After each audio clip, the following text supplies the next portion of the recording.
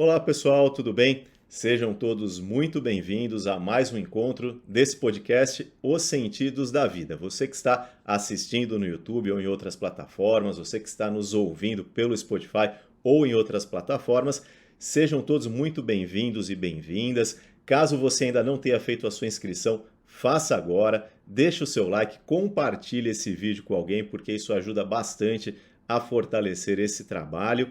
E hoje, de maneira especial, eu quero introduzir o nosso convidado. A gente vai falar hoje bastante sobre logoterapia. Hoje o tema vai ser só logoterapia e com ninguém menos do que um dos maiores especialistas em logoterapia no Brasil.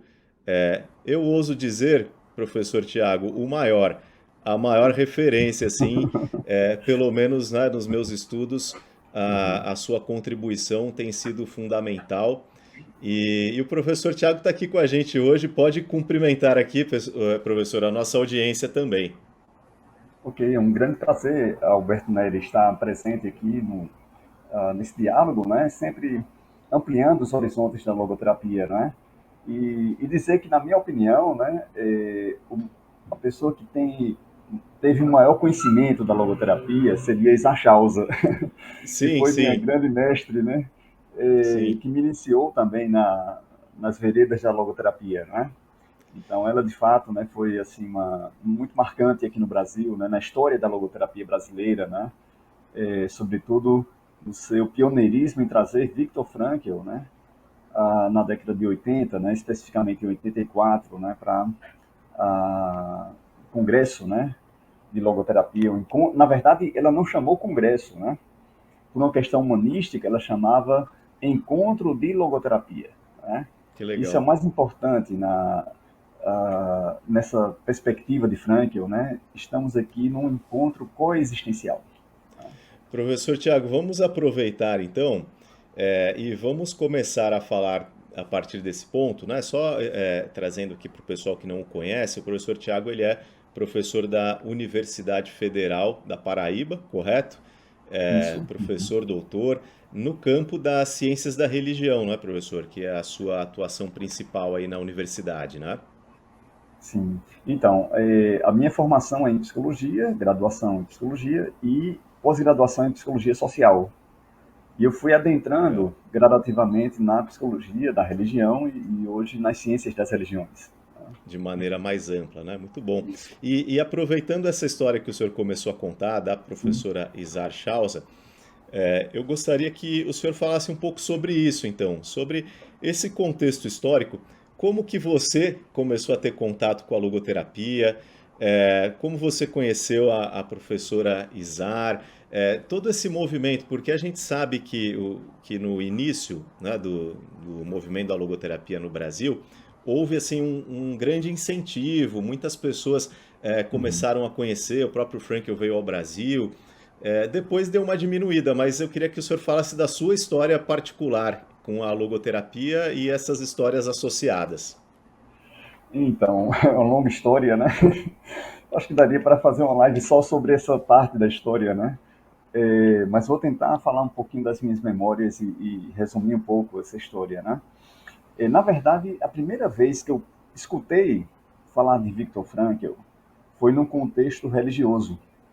E foi um padre jesuíta, o padre Adriano, já é falecido, pela primeira vez falou de um psicólogo no campo de concentração.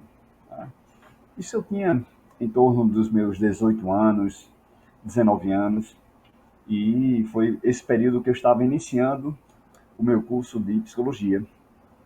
Em um dado momento, logo no início desse percurso, né, eu fui numa livraria, a livraria chamada Livraria do Psicólogo, e encontrei um livrozinho amarelo, A Psicologia do Sentido da Vida, que eu tenho aqui próximo, né, para pegar aqui, exatamente este livro aqui.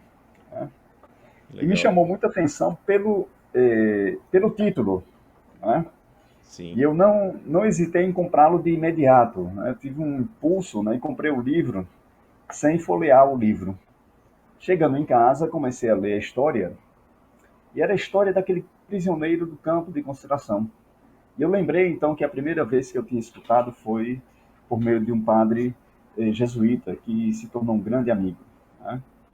Ah, então, foi quando eu tive o primeiro contato. Esse livro, inclusive, ele tem uma dedicatória especial, né, da própria Chausa, né, Que legal, que eu acho é uma que raridade. relíquia, né? Que relíquia, professor.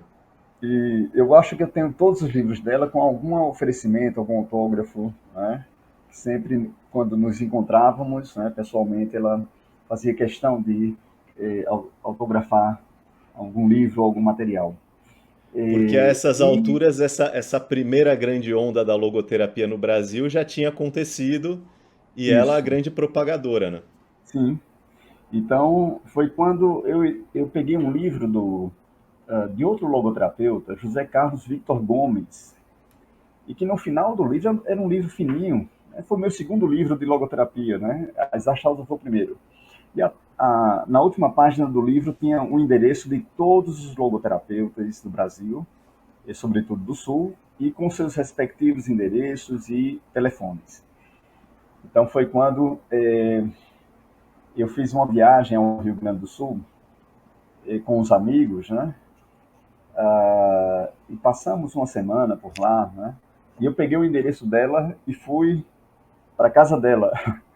Eu Olha deveria só. ter 19 anos, 20 anos, né, de idade.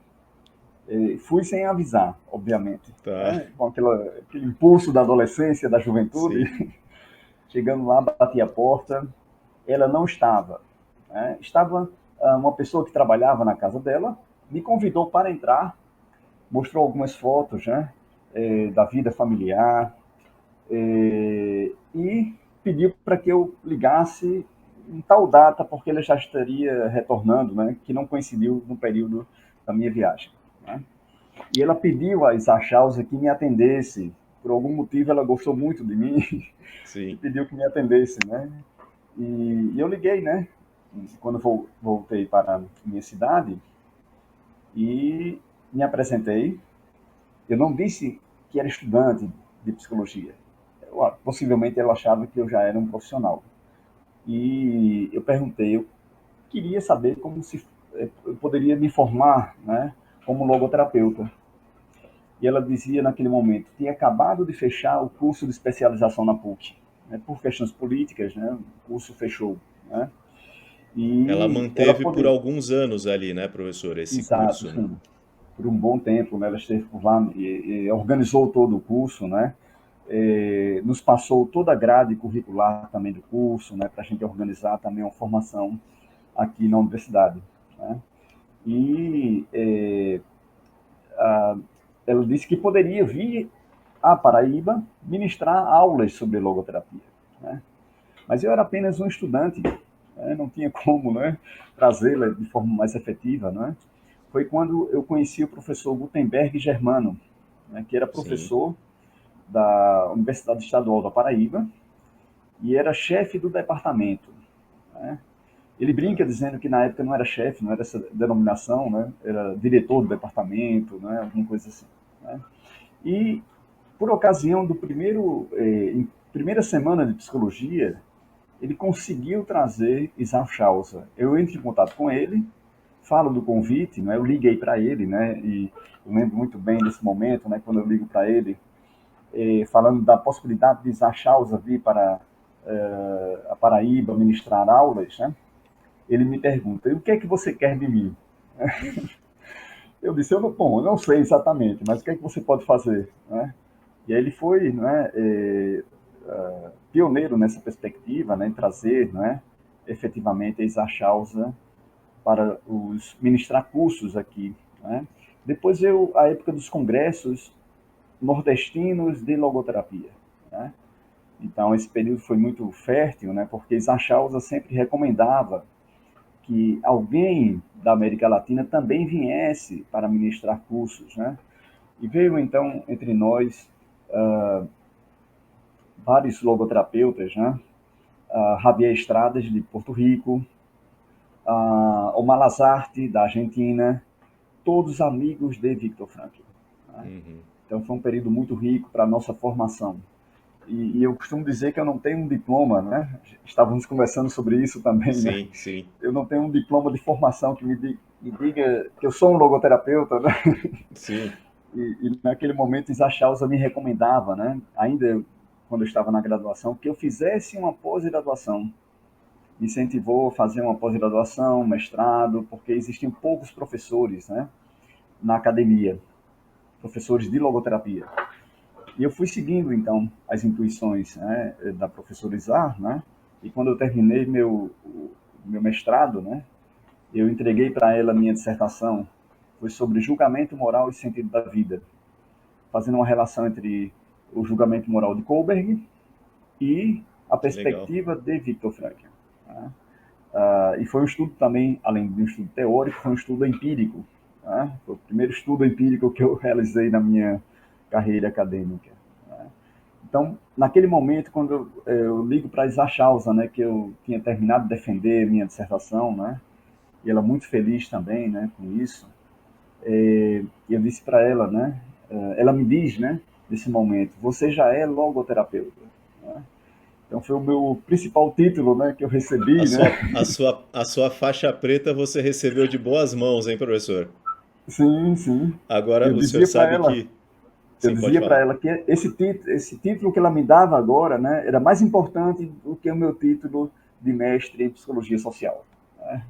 Muito legal. Foi assim que eu fui E a gente está seguindo. falando Sim, dessa fase, a gente está falando que anos 90 mais ou menos, porque nos sim, anos início, 80 teve sim, as passagens do próprio Frankl com a professora sim, Izar, uhum, professor Paulo Croef, aquela turma toda que estava nessa, vamos dizer, sim, essa primeira onda da logoterapia.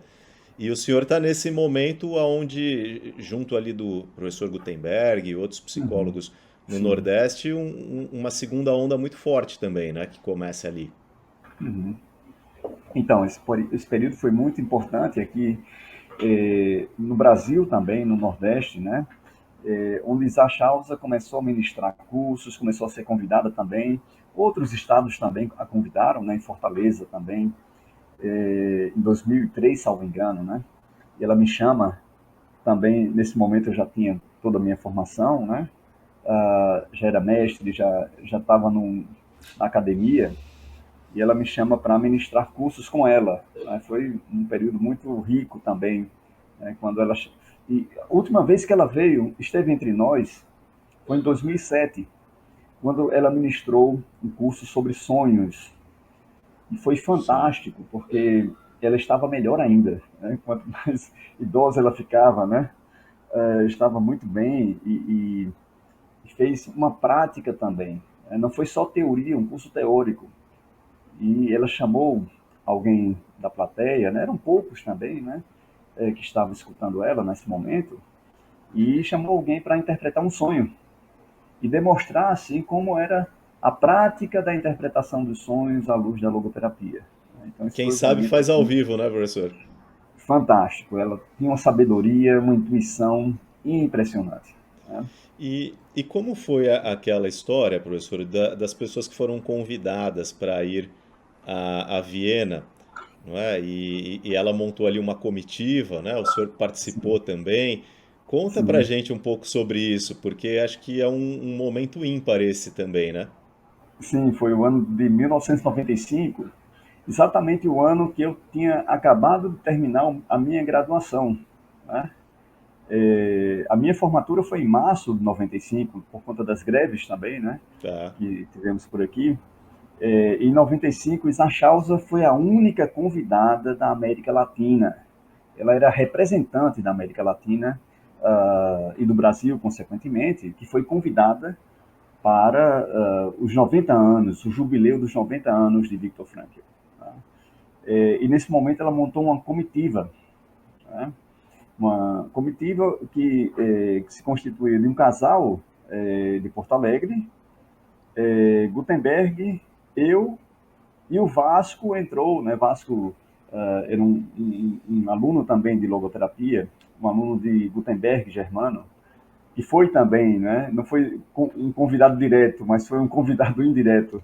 Esteve também entre nós. Né? E Isa Chausa pede escreve para a filha de Viktor Frankl pedindo um encontro com a comitiva brasileira. Né? Só que ela nega, porque Frankl estava muito idoso, já com problemas cardíacos, e não poderia ter muitas emoções. Né? Inclusive, o único momento que ele aparece em todo o evento foi na abertura, uma entrevista que ele concedeu no auditório a um logoterapeuta, e é o único momento que ele aparece no auditório. E naquela época não tínhamos voos direto, né, com tanta frequência, né, para a Europa, e chegamos uma semana antes do evento, né, porque não tinha outro voo mais próximo Por do conta das congresso, datas e tal. a data e tudo mais, né? Foi no mês de maio, né? E naquele momento, então, o que é que nós fizemos, né? Vamos conhecer a cidade, né? Vamos passear, conhecer o Museu Sigmund Freud, conhecer o Rio Danúbio. E foi Sim. exatamente numa tarde no Rio Danúbio que fizemos um passeio maravilhoso. Isaac estava radiante nesse dia, porque o barco ele navegava no rio e tocava então a música da valsa Danúbio Azul. Sim. E o barco dançava também de acordo com a valsa, parecia que estava bailando também. Né? Isaac Charles estava sentada dançando com os braços. Né? E quando terminamos o passeio, ela sugeriu: vamos pegar um táxi e ir para o prédio onde mora Viktor Frankl, a rua onde morava Viktor Frankl. Né? Bom, não tínhamos nenhuma pretensão a mais, já que não tínhamos nenhum convite, né, para adentrar na casa, adentrar no apartamento dele e tudo mais. Né? Dessa vez o senhor não se animou a bater direto na porta. Não, mas teve outro fato interessante. Quando chegamos em frente ao prédio, né, uma pessoa abre a porta, né, aquele prédio europeu, né, onde a porta do prédio era exatamente, encaminhava-se para a calçada. Né? Sim. Alguém abre a porta, possivelmente um morador, e eu segurei a porta. Né? E a pessoa saiu do prédio, sorriu agradecendo, porque estava segurando a porta, e eu olho para os meus colegas, né? Isachausa, Gutenberg e Vasco, éramos essa comitiva que estava presente, né, nesse momento, e ali eu tinha duas possibilidades: ou a gente entrava no prédio, ou eu soltava a porta e nunca mais teríamos entrado, né, Sim. no prédio de Viktor Frankl, né. Bom, então a opção foi entrar, né. Escolhemos entrar, todos entenderam, né, o meu olhar, né, então vamos entrando para o prédio onde morava Viktor Frankl. E ali tinha vários moradores, né, e Frankl era o único que tinha a inscrição no primeiro andar, Professor Frankl.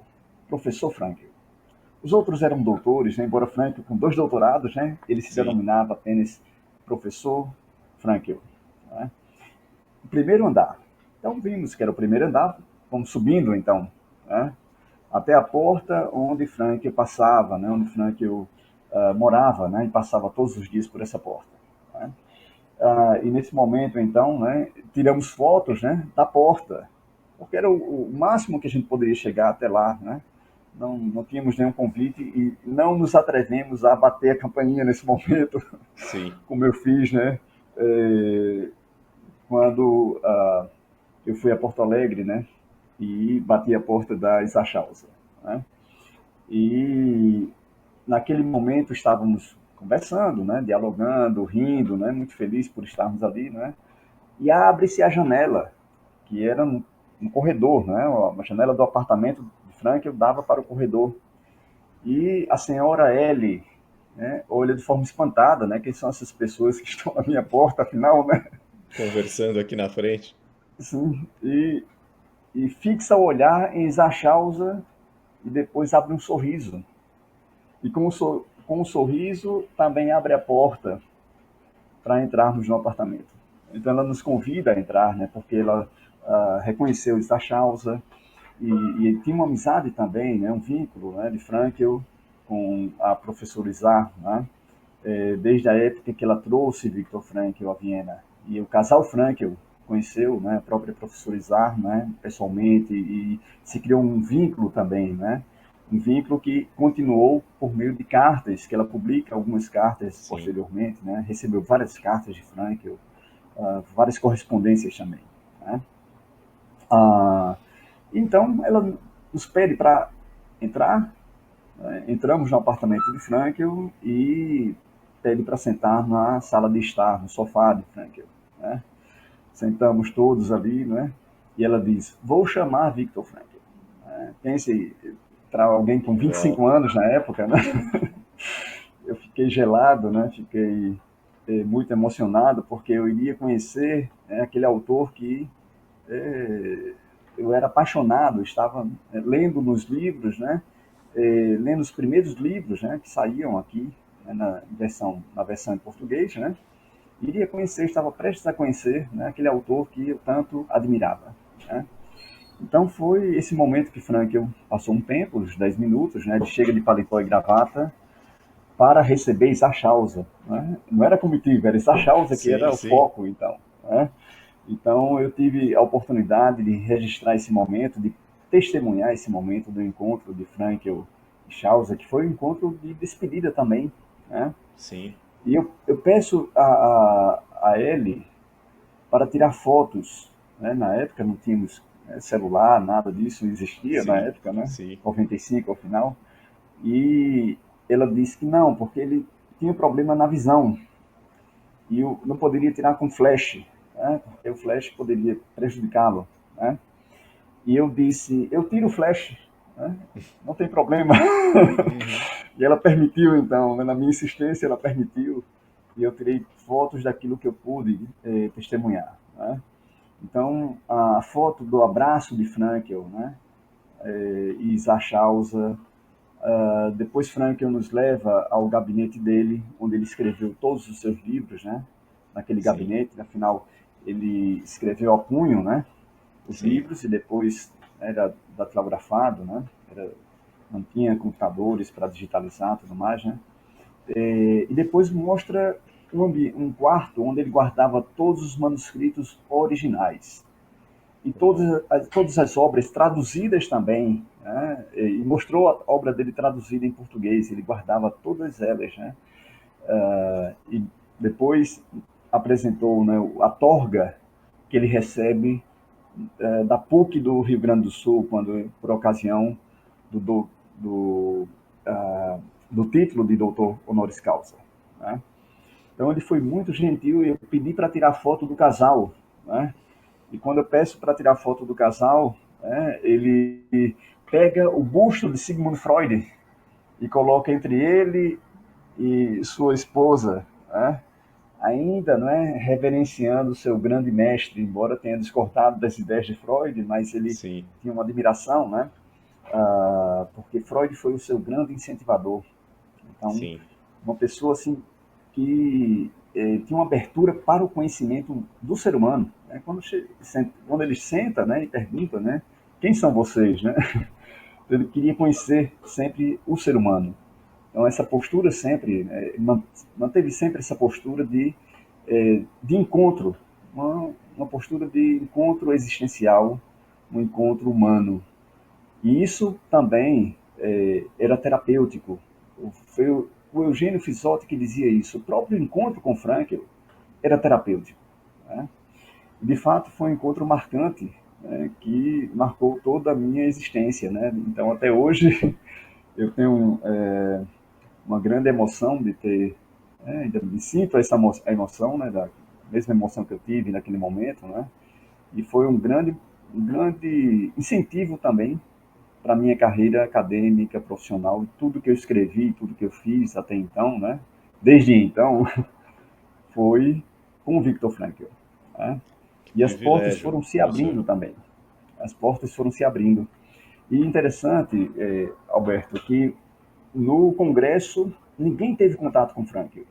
Então, podemos dizer que a única comitiva que se encontrou com o Viktor Frankl foi a comitiva brasileira, né? Que legal. E, E ele sobretudo, era, Isachal. e ele tinha um apreço muito grande pelo Brasil, né, professor? Sim. Chegou até antes da guerra cogitar, né, sim. imigrar para o Brasil, Uhum. estudar um pouco de português e Uhum. posteriormente também por conta do calor com o qual ele era recebido aqui sempre, né? Sim. O sogro dele, o primeiro sogro da primeira esposa, o pai de Tilly, imigrou para o Brasil, para o Rio Grande do Sul, né? E Sim. foi professor do Rio Grande do Sul. E, salvo engano, na PUC do Rio Grande do Sul.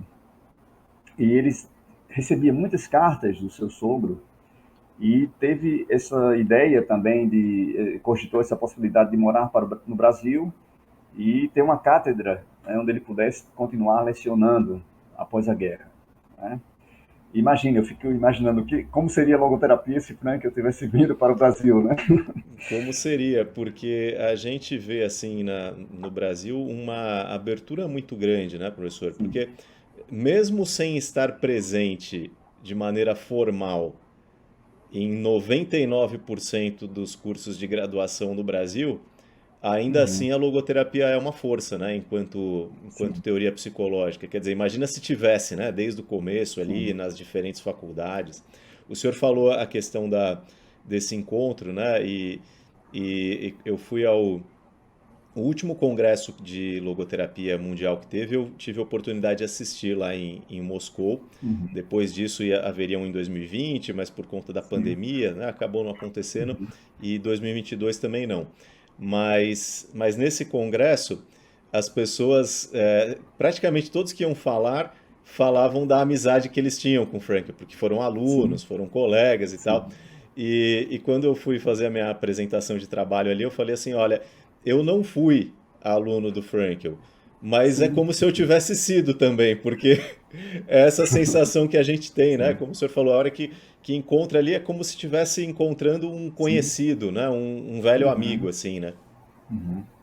Sim, e essa foi a sensação que eu tinha, que eu já conhecia essa pessoa que apenas agora eu vou conhecer presencialmente, né? E foi fantástico isso, tanto para minha vida como para minha vida pessoal, né, e profissional também, né?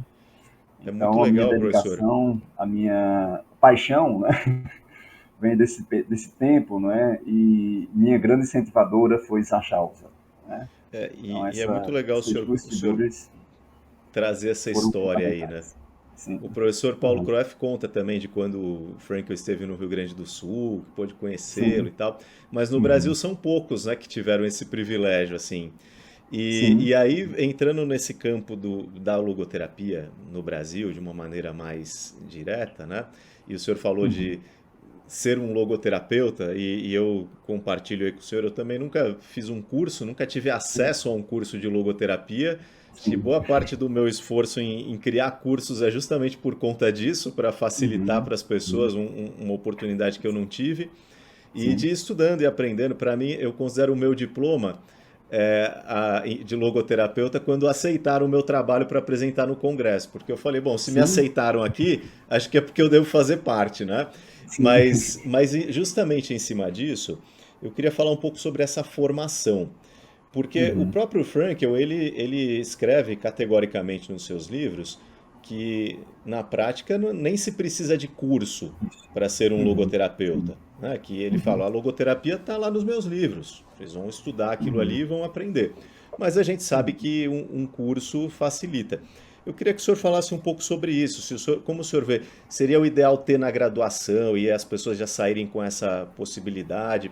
Ou se o senhor vê nas pós-graduações, mas aí ao mesmo tempo a gente cai numa questão que ela é Sim. totalmente, vamos dizer, anti-logoterapêutica, que seria de começar a se criar um controle, né? Ou dizer Sim. isso pode, isso não pode, esse curso está liberado, esse não está, Isso. que não era a ideia dele. Como o senhor vê Sim. essa questão aí da formação em logoterapia no Brasil? Então, Frankel não deixou, assim, digamos, uma forma de aplicar a logoterapia, né? Ele apresentava como ele fazia, né? Seja nos seus livros, né, casos clínicos, né, que ele descrevia o próprio estilo dele, né? Ou quando ele ensinava na Universidade de Viena, que trazia um paciente e ali fazia um diálogo, né, terapêutico. A senhora Koltek, né, é um exemplo Sim, disso, né? Eu acho que sim. talvez o principal caso clínico dele, né? Ele tinha muito orgulho, né, desse caso, né? E de fato, né, é um caso muito bonito, né? É, E o que estava por trás do estilo dele era a criatividade, ser sim, criativo. Eram duas regras, né, basicamente, que ele deixou para os logoterapeutas: ser criativo e personalizar. Né? A minha intervenção vai ser única e irrepetível para essa pessoa. Tá? Então, deu essas duas regras apenas. Então, ele não tinha como ensinar a fazer na prática logoterapia, porque isso é uma habilidade mais pessoal, a criatividade, essa capacidade de individualizar a sua intervenção. Né? De alguma forma, isso dificultou também. Por um lado, ele coloca essas duas regras, mas dificulta um pouco como fazer, como formar novos logoterapeutas. Né? E, sem dúvida nenhuma, né, essa base antropológica, dos fundamentos antropológicos, seria um caminho mais adequado. Né? Quem é o ser humano? Né? Essa é a pergunta fundante da logoterapia. Frankl tenta sempre responder essas perguntas em seus livros. Por isso que, às vezes, Frankl é repetitivo, mas quando ele repete, sempre diz algo diferente, sempre diz algo a mais. Né? Então, essa primeira questão que é fundamental para todo logoterapeuta: quem é o ser humano? Então, os fundamentos antropológicos devem, claro, né, ser ensinado, né, no âmbito acadêmico, nos cursos de psicologia, nas formações, né? O como aplicar, bom, Frankl também deixa, né, algumas técnicas, né? Tensão paradoxal, da reflexão, diálogo socrático, embora ele não ensina também como fazer o diálogo socrático, né? Porque sim, também é uma arte, é uma criatividade sim, também. O logoterapeuta tem que utilizar-se da sua dimensão espiritual também no contexto terapêutico. O que ele está falando sobre o ser humano também, isso tudo vale para o terapeuta.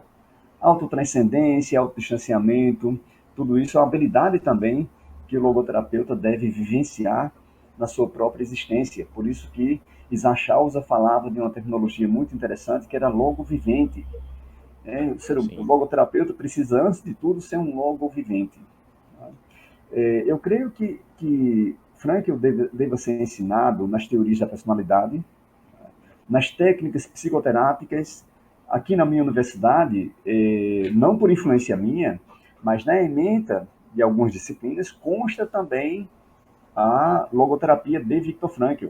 Amanhã eu vou dar uma aula a Sandra Souza, que é da disciplina fenomenológica existencial, sempre me chama, me convida para dar uma aula sobre Viktor Frankl.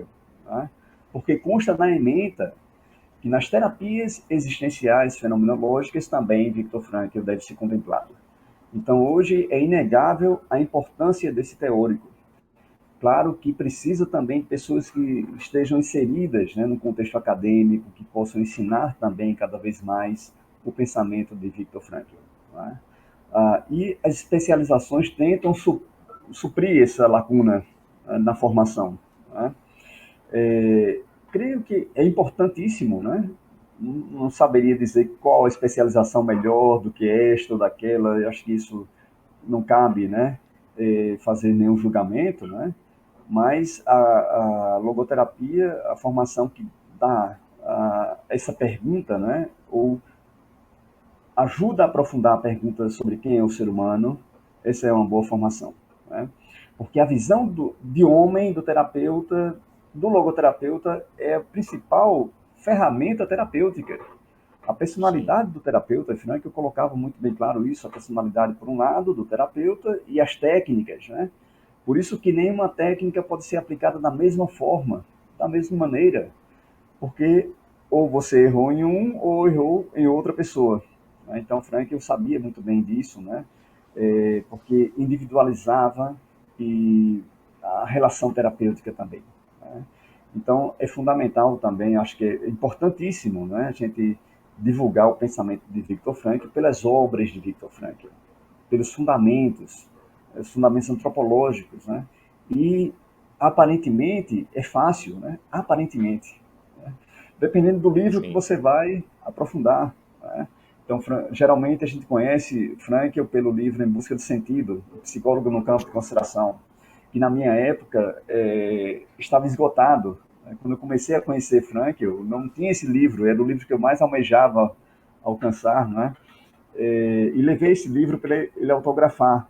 Só que, naquele momento, quando eu estava no apartamento de Frank, eu tinha deixado no hotel o livro que eu queria que ele Puxa, autografasse. Eu perdi, né, essa oportunidade, né? Não tenho um autógrafo dele em nenhum dos meus livros, né? Mas tem uma carta que eu recebi dele, né? sim, Eu, quando tinha meus 20 anos, né? Salvo engano, 22 anos, né? Em um dos aniversários dele, eu mandei uma caricatura, um desenho, né, dele. E desejando, então, felicitações pela passagem do seu aniversário. E lembrei desse fato porque, não sei porquê, né? Naquele momento, ele me responde. Então, eu tenho uma carta que eu recebo dele, né? Nesse contexto, né? Ainda na minha juventude. E posteriormente eu soube que quem selecionava as cartas era a sua esposa, Ellie, sim, né? E ela colocava numa cestinha as cartas que ele tinha que responder e em outra cesta as cartas que ele não precisava responder, né? Então, sim, nessa seleção, eu fui contemplado, né, entre aquelas cartas que ele deveria responder. Né? Ele responde a punho, né, agradece em espanhol, né, pelas fotos que eu tinha, as imagens que eu tinha encaminhado para ele. Né?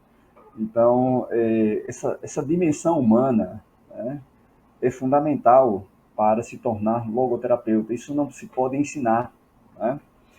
Mas os fundamentos, sim, né? Os fundamentos antropológicos, as técnicas e alguns manejos, né, clínicos que, de fato, né, é importante a gente pontuar o que é e o que não é a logoterapia.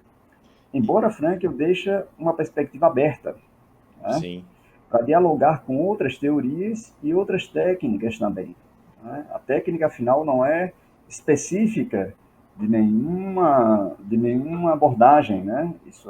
Se você tem uma formação, você pode utilizar as técnicas, né, da psicologia. Né?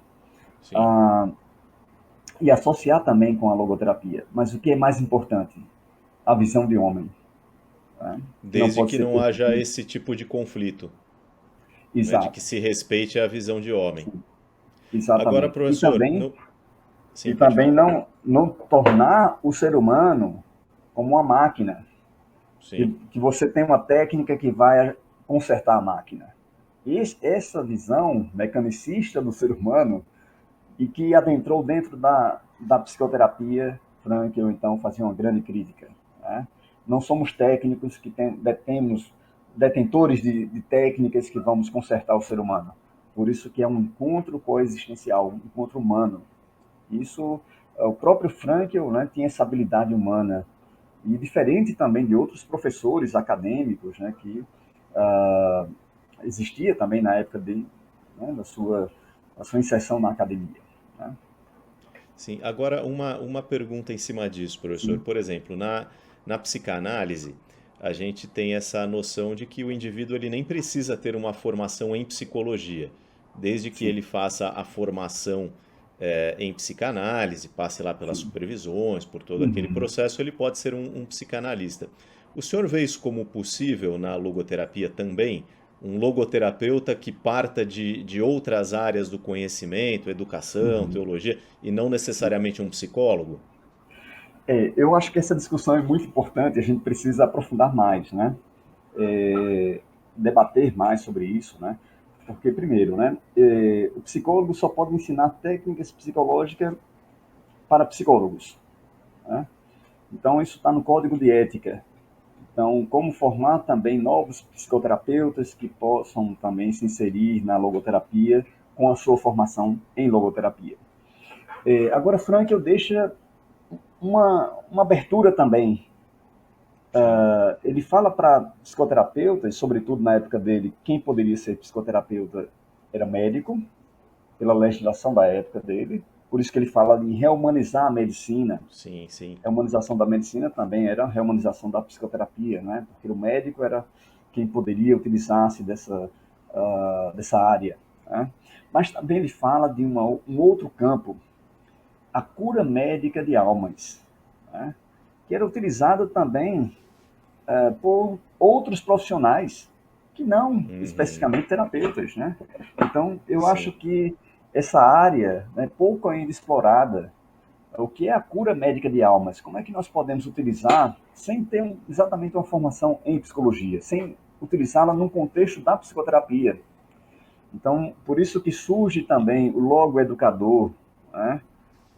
E essa tecnologia não se sabe de onde veio, né? Se foi do México ou se foi da Argentina, ainda tem muitas dúvidas, né? Porque Frankl não criou também essa tecnologia, né? sim, Mas a logoterapia também dá essa abertura. Você não tem uma formação em logoterapia, mas você pode utilizar os fundamentos antropológicos para a sua área de atuação. sim, Tá? Então, eu vejo que seria pertinente também não ser um psicoterapeuta. Aí a gente teria que aprofundar mais, né, esse debate, sim. né, quem poderia ser logoterapeuta ou não, se seria apenas aquele que tem uma formação em psicologia. Né? Até o momento, né, eu faço essa distinção, né? Sim. Uma formação específica para psicólogos, né? E também deixar uma abertura para outros profissionais que possam usar os fundamentos antropológicos para a reumanização, né? Ou para a cura médica de almas. Eu vejo esse dilema aí também, professor, que o senhor citou, Sim. porque realmente a gente vê a abertura nos Uhum. livros do Viktor Frankl, Sim. mas que nome você daria a esse profissional, por exemplo? Né? Quando o pessoal me procura dos cursos, meu curso Sim. é um curso livre, aberto para qualquer Isso, pessoa, a sim. pós-graduação Sim. também, desde que você tenha uma graduação, Uhum. mas sempre tem Sim. essa pergunta: eu vou ser um logoterapeuta? Eu costumo Isso. responder assim, eu falo, se você já for um psicoterapeuta, sim. Do Sim. contrário, você vai ser um educador, um Isso. teólogo, um conselheiro, um coach Um logo com uma educador. Sim. especialização em logoterapia, que Sim. usa a logoterapia na Isso. sua área de atuação. Sim. Né? Exato. Agora, essa questão Perfeito. da gente abrir, né, e formar um psicoterapeuta, Sim. ela é delicada mesmo. Eu acho que Uhum. possível é, porque os psicanalistas fazem, né, isso há muito Sim, sim. tempo, mas Isso. no caso dos psicanalistas é uma coisa que a gente sabe que é muito séria, muito criteriosa, Sim, sim. mais difícil até do que talvez fazer uma faculdade de psicologia, para o indivíduo se Sim. tornar um psicanalista mediante, né, as formações em Aham. psicanálise. É uma coisa Sim. longa, muito investimento. Isso. Mas aí é um desafio, né, para a gente, como fazer isso e se É. deve ser feito ou não, no Sim. final das E o contas. problema também, quem vai fiscalizar essa prática, né? Sim, Se você não sim. está no conselho, né, de psicologia, né? Agora, um Então, psicoterapeuta que eventualmente às vezes é um psiquiatra ou alguém de outra área que fez lá a sua uhum. formação em psicoterapia em outras áreas, Sim, aí também já se aplica da mesma forma que um psicólogo. sim, sim, Se ele sim. aprender a visão antropológica, a maneira de trabalho, ele Uhum, pode atuar como um logoterapeuta na clínica, vamos dizer assim. uhum. Sim, eu conheci alguns médicos, né, psiquiatras que tinham uma formação na logoterapia e aplicavam a logoterapia nesse contexto. E alguns psiquiatras são também terapeutas, né, ou Sim, psicoterapeutas, né? sim, É sim. também, na verdade, a psicoterapia surge dentro do âmbito da medicina, né? Sim, Não veio da psicologia, né? A gente que nem também. existia, né, a formação em psicologia, né, professor, num Sim, primeiro momento. Eram sim, sim, de um lado os médicos e de outro lado eram os teólogos, né, ou sim, filósofos que iam para sim. essa área, né. Aham, exatamente. Então Como ficou era o uma área caso lá, assim. de um lado Freud, médico, do outro Oscar Pfister, teólogo, mas Sim, ambos psicanalistas, né. exatamente. Então ficou uma área, né, um campo, né, que todos poderiam adentrar, né? Mas hoje a gente precisa delinear mais, né? Ter mais clareza, né? Quem pode ser terapeuta ou psicoterapeuta de fato. Legal. Em cima disso, professor, Uhum. eu mencionei aqui a questão dessa ponte da logoterapia com outras áreas, em algumas é uma questão, uma coisa bem direta, assim, né? No caso de um educador, é quase que automático. A partir do momento que ele começa a aprender logoterapia, ele já vai vendo ali como utilizar, né? No trabalho com os Uhum. alunos e tal. Eu Sim. quero até aproveitar antes de fazer isso e mostrar para o pessoal, eu estou com alguns dos seus livros aqui, professor. Ah, Um dia eu vou levar para o senhor também poder assiná-los aqui. sim. Esse aqui que é um livro clássico, na minha opinião, assim, com Uhum. uma introdução excelente à logoterapia, à teoria, né, uma explicação dos principais conceitos. Uhum. Esse aqui que é um livro que vai falar sobre a questão da logoterapia e a religião, a espiritualidade, a gente já vai falar dele. Sim. E eu gostaria de mostrar, em especial esse, que para um educador isso daqui é Ah, sim. uma Uhum. joia, né, professor? Porque está ensinando o passo a passo, como usar a logoterapia no contexto da educação. Isso. E esse daqui que o senhor produziu também, junto com a Raiza, Aham, que sim, também acho que esses dois aqui eu vejo como livros que se complementam, inclusive, para quem sim. tem interesse na área, assim, traz bastante Uhum. ideias. Eu esses são os que eu tenho, eu não sei se está faltando algum ainda, porque sei que o senhor é bem produtivo aí na sua escrita, é, e eu sempre gosto de recomendar. Agora, Sim. nesse caso específico, né, da gente pensar mais para o Uhum. campo da religiosidade, que a gente tem Sim. aqui esse seu livro explicando Uhum. bem esse diálogo, acontece uma coisa muito comum no Brasil das pessoas associarem a logoterapia como se fosse Uhum. uma escola religiosa de Sim. psicologia. Isso. Eu queria saber como o senhor vê isso. Por que que o senhor acha que isso acontece e qual a sua visão sobre esse assunto? Isso é um tema muito delicado, né? Porque se confunde muito logoterapia e religião, né? Porque ambas estão trabalhando com o sentido, né? Inequivocamente, a religião também traz uma visão de um sentido, é uma fonte de sentido também, né? A espiritualidade, seja ela religiosa ou não, dá um sentido também à vida humana. E aí Frankl traz uma abordagem centrada no sentido da vida, e ele faz um alerta também, né? Na verdade, a gente trabalha com o sentido na vida, o sentido do momento. Essa é a parte mais prática do logoterapeuta. O sentido da vida é muito amplo. O Sim, sentido da vida está do nascimento, ou da concepção, melhor dizendo, até a morte. Esse é o sentido da totalidade, né? E Frankl vai adentrando na questão do sentido como uma pergunta humana. Isso é o mais importante. Quando Frankl fala até de religião, obviamente, como todos falaram, né, como Freud falou, como Jung, como os grandes sistemas de psicologia, todos eles trataram, né, como Wundt também tratou de religião, Wundt, né? Maslow, Então, Rogers, todos eles, né, ou quase todos, né, em maior ou sim, menor grau, citam o tema, pelo menos. e Frankl não é diferente, né? Frankl fala de religião quando adentra no suprasentido, que é o Sim, sentido que dá sentido a todos os outros sentidos. E Frankl diz até mesmo que esse suprassentido não necessariamente é religioso, mas que todos nós sim. teríamos, né, a priori, um suprassentido. Né? O que é que dá sentido a todos os outros sentidos? Né? Então, essa perspectiva é muito interessante em Frankl, né? E não pode ser confundido, não pode ser reduzido a, a, a logoterapia, né? A religião não pode se fundir com a logoterapia, embora Frankl respeite o homem religioso. E o principal é fazer essa distinção. Frankl está tratando da pergunta humana pelo sentido. Né? E quando o ser humano também pergunta pelo sentido último da vida. Então, a partir dessa pergunta, essa inquietação humana, Frankl vai fazendo uma descrição fenomenológica, uma análise existencial.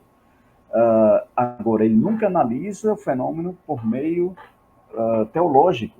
E Frankl deixa muito claro, né? Convencer a pessoa da existência desse suprassentido, isso cabe a um teólogo. Né? Argumentar a favor do suprassentido é papel do teólogo. O que Frankl está analisando é a pergunta humana. A pergunta pelo sentido também é a pergunta pelo sentido último da existência. E essa pergunta é que interessa a Viktor Frankl, porque é uma pergunta humana, especificamente humana. E quando ele define, talvez aí é uma confusão também, né, quando define a dimensão humana, a dimensão espiritual ou noológica, é a dimensão onde se originam todos os fenômenos humanos, inclusive a pergunta pelo sentido último. Né? Sim. Então não se pode reduzir essa dimensão apenas à dimensão religiosa, também faz parte. E, em última instância, essa dimensão, ela é nossa dimensão existencial. As perguntas existenciais fazem parte dessa dimensão noológica. Então, por isso que Frankl vai fazendo essa distinção. Não é uma dimensão, uma pergunta originária da dimensão psíquica, nem muito menos somática. Há algo a mais também no ser humano que nos diferencia dos animais.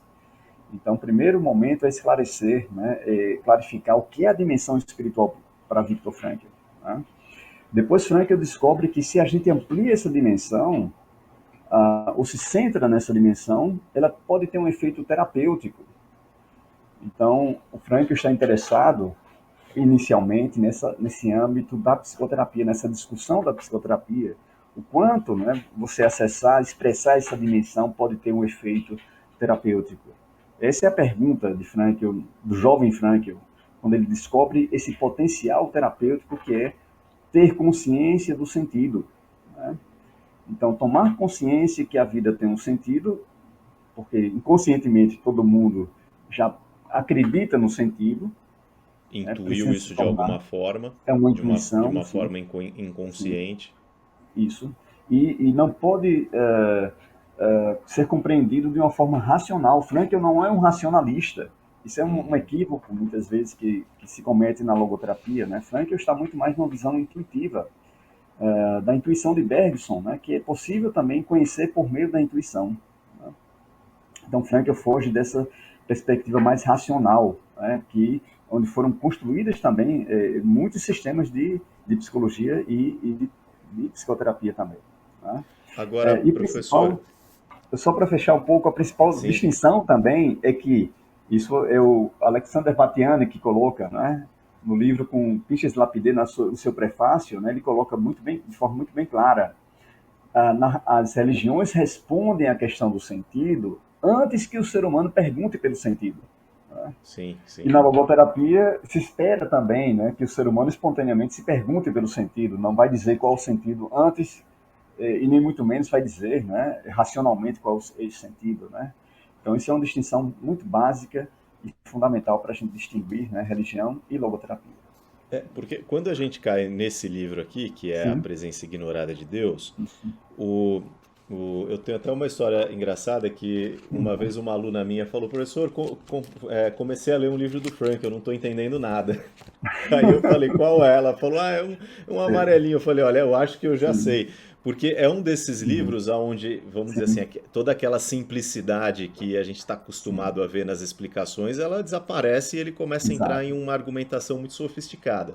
Sim, Mas sim, ele ao mesmo tempo, ele é o doutorado de Frankl em exato. filosofia.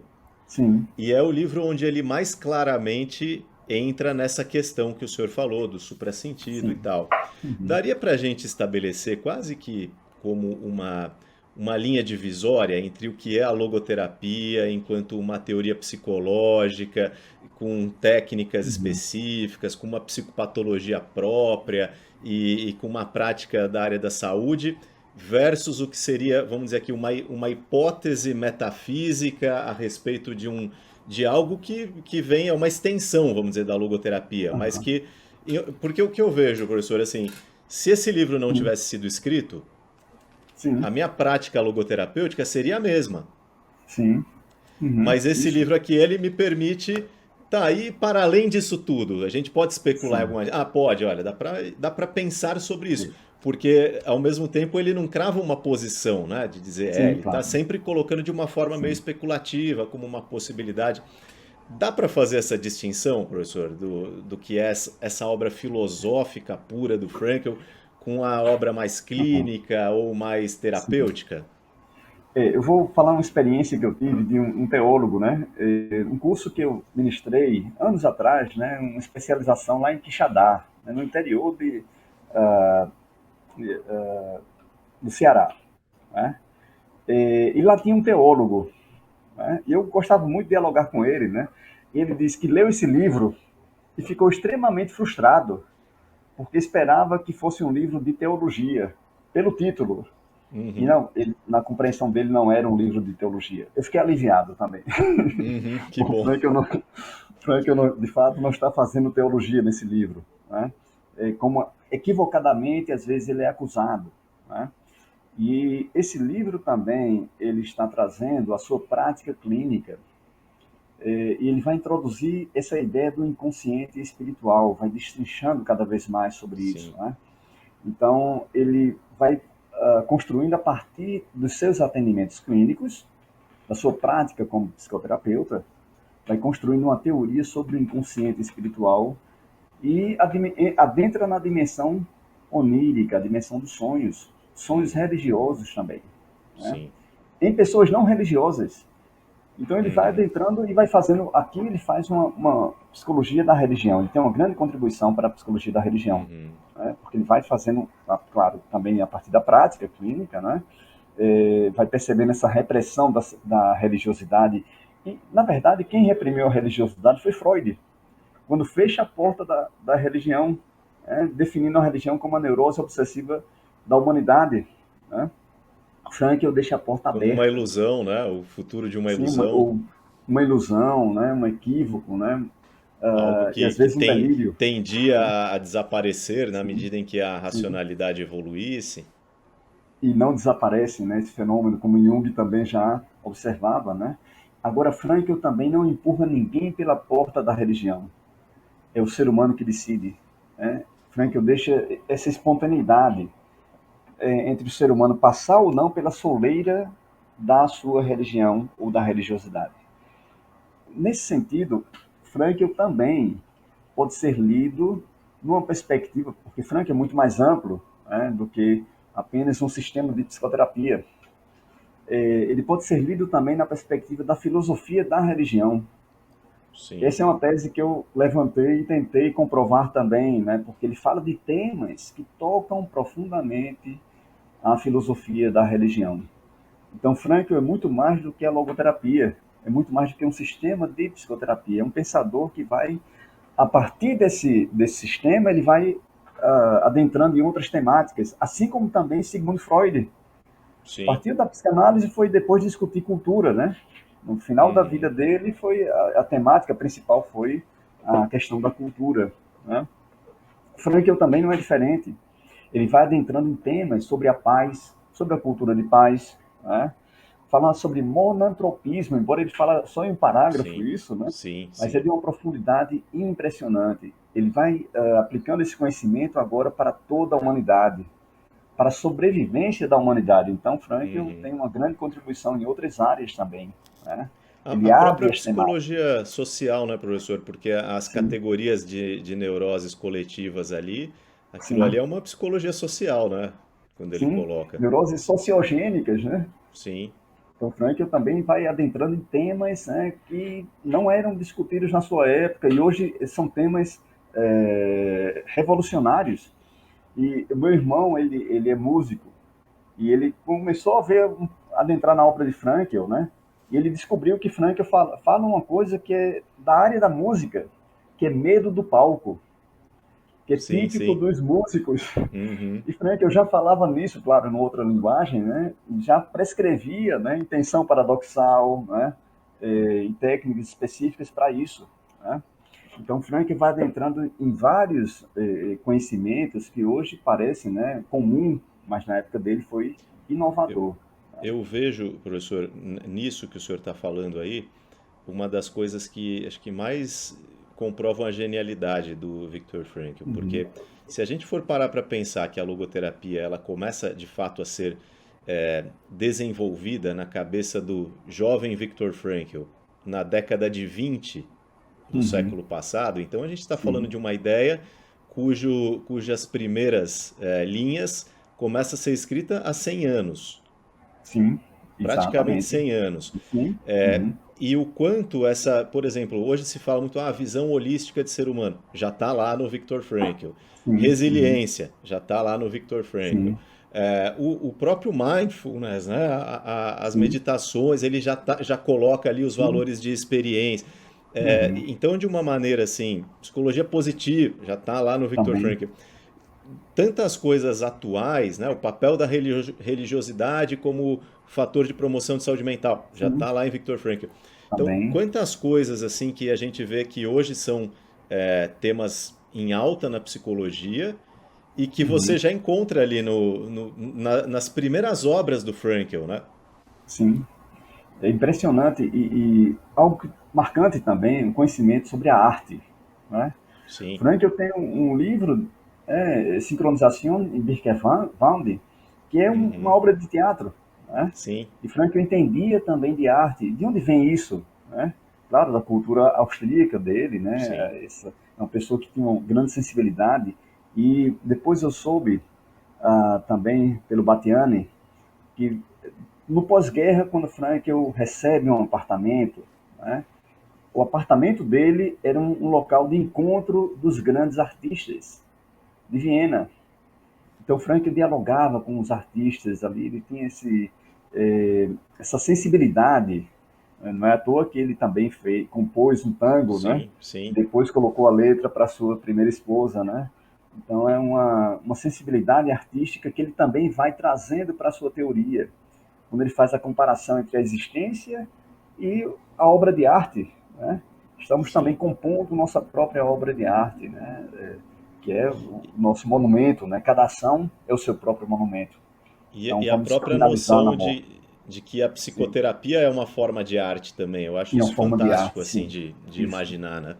isso, Essa noção. Agora, sim. a gente está falando disso, está falando de. O senhor falou do papel da intuição nesse Uhum. contexto. Agora, e a gente já caminhando aqui para fechar, né, a nossa conversa, que com certeza vai precisar de uma segunda parte, professor. Sim. Mas eu queria trazer um último tema para ouvir a sua perspectiva sobre isso, que é um tema sobre o qual tem se falado muito hoje também na Uhum. psicologia e também na logoterapia no Brasil. Que o senhor falou, né? Frankl não era um racionalista. Isso. Mas hoje Uhum. em dia, assim Uhum. como aconteceu já no passado, parece que as escolas mais racionalistas ou empíricas na Uhum. psicologia, elas, pelo menos elas tentam assumir para si um papel de como se fossem mais científicas do que as outras Uhum. e de que outras escolas, né, de psicologias mais profundas ou mais da Uhum. subjetividade não fossem tão científicas assim. Uhum. E o senhor acabou de falar, o seu primeiro trabalho com logoterapia foi um trabalho empírico. Eu sei que o senhor gosta Empírico. desse tipo de trabalho e de Uhum. pesquisa também, com seus Uhum. orientandos e por aí vai. É um acadêmico, é um professor de Uhum. uma universidade federal, quer dizer, uma pessoa que está na ciência o tempo todo. E eu Uhum. queria ouvir isso do senhor, essa perspectiva. Como o senhor vê a logoterapia enquanto também um método psicoterapêutico compatível com uma boa prática científica, mas sem perder esse lado dela, né, que é esse lado intuitivo, artístico. Fala um pouquinho sobre isso, professor, por favor. Então, quando Frankl vai estabelecer, né, a prática da psicoterapia, a prática da logoterapia, ele vai dizer que estamos entre a ciência e a arte. Né? Não pode ser só apenas criatividade, precisa também de uma base antropológica, uma base científica. E Frankl dá essa base antropológica, né? Dá essa cientificidade. Agora, o que era ciência para ele? A gente tem que primeiro pensar, né? O que, no seu contexto cultural, científico, né? Afinal, Frankl está no que se chamava Geisteswissenschaften, ou seja, as ciências do espírito, né? Ou seja, ciências humanas, em contraposição, Dilthey colocava a Naturwissenschaften, que era as ciências da natureza, né? Então, Frankl vai adentrar nas ciências humanas, ciências do espírito, e que tem uma outra forma também de conhecer o ser humano. Por isso que Frankl fala de intuição, para conhecer o sentido. Fala no artista, essa dimensão da intuição equivale à inspiração, no religioso, à fé. Então, uma forma não racional de dialogar, de conhecer o mundo. Né? Mas também a logoterapia está no contexto atual, né? Precisa ser validada cientificamente. Né? O sentido, a própria Elizabeth Lucas já chegou a essa compreensão que o sentido em si não pode ser comprovado por uma forma racional ou empírica. Né? Agora, o sentido em mim, a sensação que há um sentido pode ser de fato aferida de acordo com a psicometria, e Frankl ficou impressionado como a sua intuição de um jovem médico foi comprovada na segunda metade do século XX por meio da estatística, né? De testes, né, empíricos, que a princípio ele era contra. Né? A princípio ele não gostava muito dessa empiria na logoterapia, né? Até perceber que aqui também é uma forma de comprovar a intuição dele na sua juventude. Né? Então, isso dá uma credibilidade maior, e eu creio que o Instituto de Viena tem essa preocupação, né, de dar esse aporte científico nos moldes atuais, né, do que é ciência nos dias de hoje, né? Então, eu mesmo, quando propus essa intervenção da logoeducação, sentido de vida e valores no contexto da educação, essa proposta passou também por um estudo empírico. Eu não queria publicar esse material se não tivesse alguma comprovação empírica, né? Esse Então, aqui, né, primeiro, professor? exatamente esse roteiro, né, foi O, testado o a modelo que o princípio senhor apresenta aqui de intervenção, antes o senhor fez uma aplicação e fez uma validação dele. e publicamos essa validação também, né? Primeiro os artigos sobre a validação, depois fiz esse roteiro para quem quisesse aplicar no seu contexto específico poderia, né, poderia utilizar desse material, né? Então, acho que isso é um debate importante, né, mas não podemos desconsiderar também essa parte da logoterapia que nasceu nesse âmbito, né, de uma ciência humana, né, que não pode perder de vista, né, não pode considerar apenas o ser humano como um número, como uma estatística, como um conjunto de correlações que você, no final, você vai perguntando, mas onde está o ser humano? É Sim. outra pergunta também no final, né? Mas todo esse emaranhado de números, né? Afinal, cadê a pessoa humana por trás desses números, né? Números, comportamentos, neurotransmissores e por aí vai, mas o ser humano às vezes desaparece nisso daí, né, professor? Aí, isso também é uma forma de reducionismo atual, né? Uhum. Então, esse cuidado também que devemos ter, né? Não reduzir o ser humano apenas, né, um estudo estatístico que possa dizer, né, se isso é comprovado ou não, né? Afinal, a principal comprovação da logoterapia, né, é o efeito prático, né, que Frankl demonstrava já nos casos clínicos, né, que hoje os logoterapeutas também apresentam casos clínicos exitosos, né? Essa forma pragmática, né, pelo efeito a gente pode avaliar, né, se de fato a psicoterapia, né, ou a ciência psicoterapêutica tem ou não validade, né? E Frankl utilizava-se dessa forma pragmática também, né? Aquilo que na sua intuição, né, dava certo, né, ele ia continuando, né, e construindo suas técnicas também, né, e que aparentemente isso é uma contradição na logoterapia, né, como assim uma abordagem existencial apresenta técnicas também, né, Sim. porque Frankl tinha uma grande flexibilidade, né, e a técnica não era utilizada como um fim em si mesmo, mas um meio para acessar a dimensão espiritual, né? Então, nossa dimensão espiritual é acessada pelas técnicas, não a técnica como um fim. Então, isso é muito importante, essa compreensão, né, como a prática também dá essa validade. Estudos clínicos, casos clínicos também têm uma validade na ciência, né? E isso é importante não perder de vista, porque se a gente fica só nos números, né, então a gente vai utilizando estatísticas e reduzindo o ser humano, massificando o ser humano. Isso é uma nova forma de reducionismo também. E Frank, eu tinha muito cuidado com a linguagem. Eu lembro que ainda cheguei a debater com Isa Chausa sobre isso, né, quando ela se sentia incomodada quando se falava do termo resiliência, porque resiliência vem da física, Sim, assim sim. como também alguns termos que Freud utilizou, como sublimação, que vinha da química, Uhum. repressão, que vem de represas, né, vem da física. E Frankl também tem uma linguagem humana. Frankl chamava o termo resiliência, que não existia na época, mas já chamava de força desafiadora do espírito humano. Sim. Então, a linguagem também é muito específica e muito importante também para rehumanizar, né, e não cair no reducionismo, porque o reducionismo, em última instância, é também uma forma de niilismo, de Sim. negar o sentido. Então, se a gente fica apenas na dimensão do ser humano, a gente esquece o mundo. E para Frankl, assim como há uma unidade antropológica, também há uma unidade entre o homem e o mundo. Por isso que a grande prova do sentido, o Frank utilizando um autor de uma novela alemã, onde ele dizia: a prova do sentido é minha sede de sentido, assim como a minha sede comprova a existência da água, a minha sede de sentido também comprova a existência do sentido. Né? É, Porque há uma unidade entre o homem e o mundo. o Albert Camus, ele tem uma parte, se eu não me engano, acho que é no livro O Homem Revoltado, que ele diz uma coisa muito interessante, que é assim, que na prática ninguém é nihilista de verdade. Ele falou, porque a consequência final do niilismo seria exterminar a própria vida. Ele fala, e a gente não vê isso acontecendo, né? Então, é como se fosse só aí eu lendo isso eu brinquei, né? O que a gente tem é um monte de nihilistas não praticantes, porque na essência eles podem ter essa postura, né? Sim. Mecanicista, materialista, Uhum.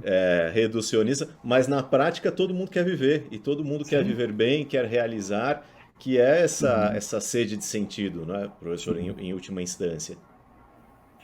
Isso. O, eu quero pedir para o senhor agora, né, deixar suas Uhum. últimas palavras para o pessoal que nos acompanha. A gente tem aqui, dentro do público que acompanha aqui o canal, acompanha as outras redes, muitos estudantes de logoterapia, muitos Uhum. psicólogos que já são profissionais na área ou interessados de maneira geral. E antes de passar para suas últimas palavras, eu agradeço todo mundo que assistiu. Peço para você compartilhar esse vídeo com alguém que você sabe que tem interesse, para você fazer a sua inscrição aqui no canal também. E agradeço ao professor Tiago que deu uma verdadeira aula aí para todos nós que somos interessados no assunto. E vou pedir para o senhor deixar suas últimas palavras. Para quem gosta de logoterapia, quer estudar o assunto, continuar aprendendo, qual é a dica que o senhor dá? É um pouco difícil, né? Esse momento, né, de ser uma fórmula, né? Mas eu acredito que o caminho de Frankel, né, foi um caminho muito inspirador, né?